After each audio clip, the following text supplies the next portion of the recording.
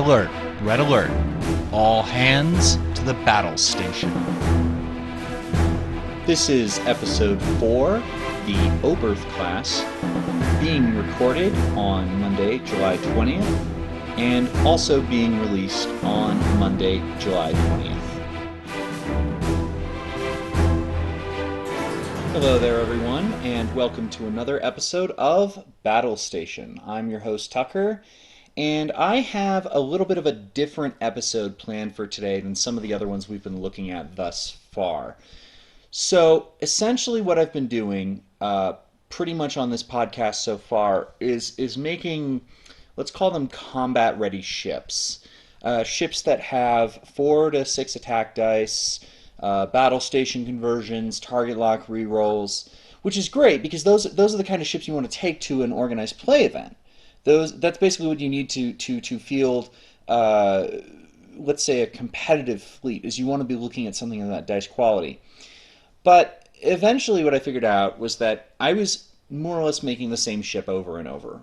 The Gavroche was a little bit of a departure from that just because it got to do something special based on its ability, which is, of course, to attack twice with this kind of quality. So I started asking around on the Facebook group, what are some things that you want to see me build besides, just generic 5-die attackers? So I got some good feedback. I will probably be looking at in the future maybe some faction pure stuff, maybe some additional build type stuff, more than one ship. I may also end up doing more than one, more than one ship in a particular show. But one thing I got a lot of requests for was support ships. In other words, ships that function in a non-standard role for the combat. And that really got my wheels turning a little bit. So today's episode, we're going to look at one of those kinds of ships, which is the Oberth class of all things. So, if you're not familiar with this is a fairly recent release, came out with the Pegasus. Pegasus is an Oberth class ship. It's a generic ship, so non-unique. It is 18 points for a 2 attack, 3 agility, 3 hull, and 1 shield ship. It comes with 2 tech slots and a crew slot, a forward firing arc of 90 degrees. It has the scan evasive target lock, non-combatant bar, if you want to put it that way. For the Oberth class movement dial, we're looking at green 1 and 2 straights and banks. And for white, we're looking at white 2 hard turns and come about, and for 3 hard turns, banks, straight, and come about. So we don't have any red maneuvers on this dial whatsoever. Unfortunately, well, let's talk about the strengths first. This is a really cheap ship. It is the second cheapest Federation ship and the cheapest non-unique Federation ship that has 2 techs and 1 crew. Both the Sakharov and the Raven can get 2 techs and 1 crew, but they're unique. It has 3 defense dice, which is, that's a lot, especially for Federation. The maneuver dial is very interesting. White comeabouts. This is sort of a fighter style maneuver dial. It's got its advantages and disadvantages. One of the major ones, obviously, is you can do comeabouts without taking an auxiliary power token, and that's huge. So, disadvantages of this ship. Well, it's got 4 durability, 2 attack, no weapons, and 1 crew. 90 forward arc, no rear arc. On the whole, this thing is pretty lackluster for a straight up combat role. The other major disadvantage it has in almost any role is that it does not have a 4 forward. I really don't like ships that don't have a 4 forward. Just slow ships drive me up the wall. Now, I realize that that's far from a universal complaint about this ship, but that is what it is. Competitively, it hasn't really had time to have much competitive history. We've only really had, I think the only major event since Worlds and since this ship was around was the Australian Nationals, and that was an interesting meta. Let's put it that way. But it didn't include any Oberths at all. So I don't know. You may have seen the ship at your local piece. On the show, it's an interesting ship because it's one of the few ships that's actually old enough to get into TOS, but was seen in TNG. Obviously, it was the Pegasus ship Riker was on. Let's see, it's 2015. Okay, I'm pretty sure I can spoil this. It's got the phased cloaking device, but we're not even working with the Pegasus here. We're working with the generic. Why are we working with the generic? Because we can. Originally, I started this build with the Pegasus, and it does work with the Pegasus. But what I realized was it also works equally well with the Oberth, just the generic Oberth. And people have asked that I stick whenever possible to non-unique or underplayed cards that might not see play elsewhere in their fleet. In other words, if they have a 50-point ship that they want to run, this probably isn't going to intersect with it. So I have used today, I've tried to stick with that. Um, and I've tried to use cards that I don't think see as much play. One of them does, but there's really no way around that one. So with all that said, let's look at what we can do here. So obviously this is not going to be a combat ship. This is, in other words, this is not going to be a ship that's going to do its work shooting at enemies during the combat phase. It also is something that probably is going to want to stay out of arc as much as it possibly can. We'll see how well we do on that particular front, because the strategy I have in mind is a little bit. It's it's a very interesting sort of idea. Um, Let me just put it this way: I don't think it's been done before. So, uh, here we go. So the first thing we're going to do is we're going to look at what kind of cards we can put on the ship and not other ships. Now, obviously the first thing that's going to leap to everybody's minds is improved deflector screens. And that's true, you can put improved deflector screens on this ship, but we're not going to. We're going to use a different card instead. We're going to use a card from the USS Pegasus pack called Specialized Shields. It's a 4-point tech upgrade, and it says when defending, while your ship has active shields, during the modified defense dice step, you may reroll one of your blank results. Period. That period is very important. When suffering damage from an obstacle or minefield, subtract 1 damage from the total damage. This upgrade may only be purchased for a Federation ship with a hull value of 3 or less. So, obviously, this is not the type of card to see a lot of play. 4 points for rerolling 1 blank result. I mean, Shelby has seen a lot less play since Borg have fallen out of fashion, and she'll re-roll 1 blank result for half this cost um, on non against non-Borg ships, obviously, and she has upside against Borg. So we're looking at really this obstacle or minefield thing.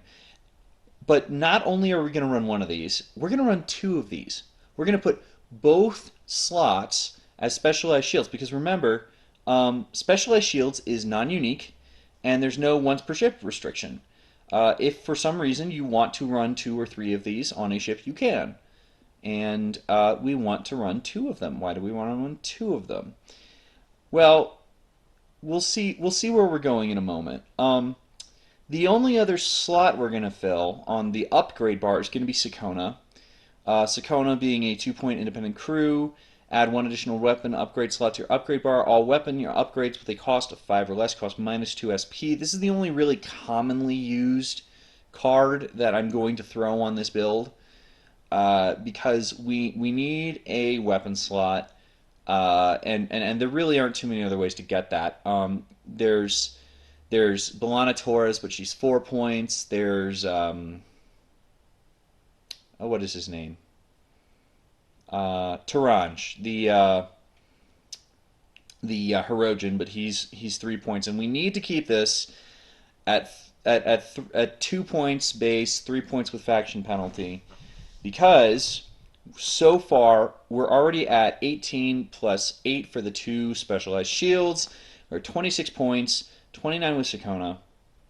We're going to go to 34 with our captain. Our captain is Galdemar. Who is Galdemar, you ask? Galdemar is actually I liked him a lot at the end in Deep Space Nine. He's sort of the leader of the Cardassians under the Dominion after Gul Dukat uh, runs away or whatever he does. I really don't remember. But he has a pretty interesting plot arc, some interesting moral decisions. Ends up in a very cool place at the end of the series.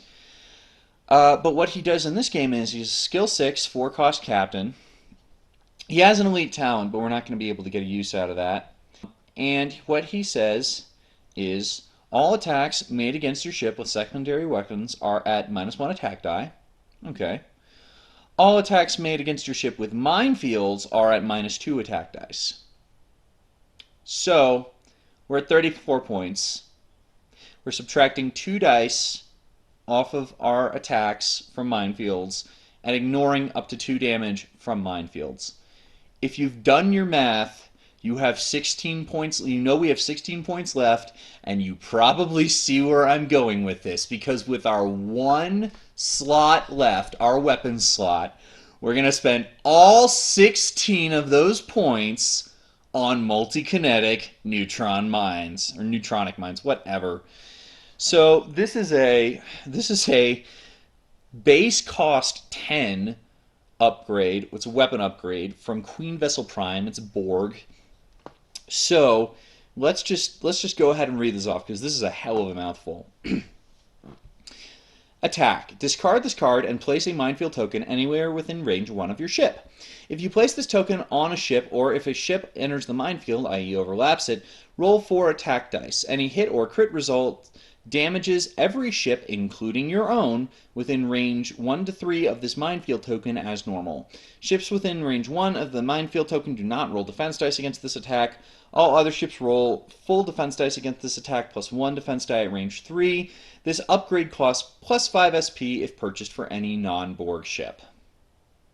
Well, so the idea here is area attacks, basically. We have a ship with a white come about that can every turn or every other turn, depending on how you deploy the minefield token and how lucky you get with the templates and this, that, and the other, you can just sort of run back and forth over this indefinitely. And it will attack everything in range 3 radius with 4 attack dice, no defense dice if they're in range 1. You can do this indefinitely, assuming you don't get shot at, simply because it'll be rolling 2 attack dice against you, and then you can ignore up to 2 of the damage. Even if you lose that shield for some reason, if you take a hit or something, or somebody disables your shields, those specialized shields will actually still work, because that period that I mentioned earlier sets off the part that only functions while your ship has active shields.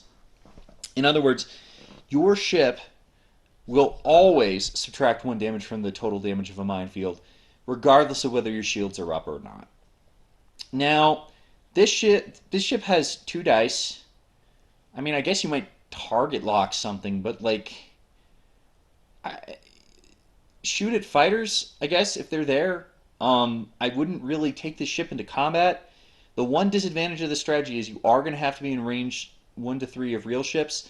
So you may want to consider teaming this up with something like Core, that's going to be, drawing fire anyway, or some kind of weird Julian Bashir mirror combo that basically just has your opponents shooting at it the entire time.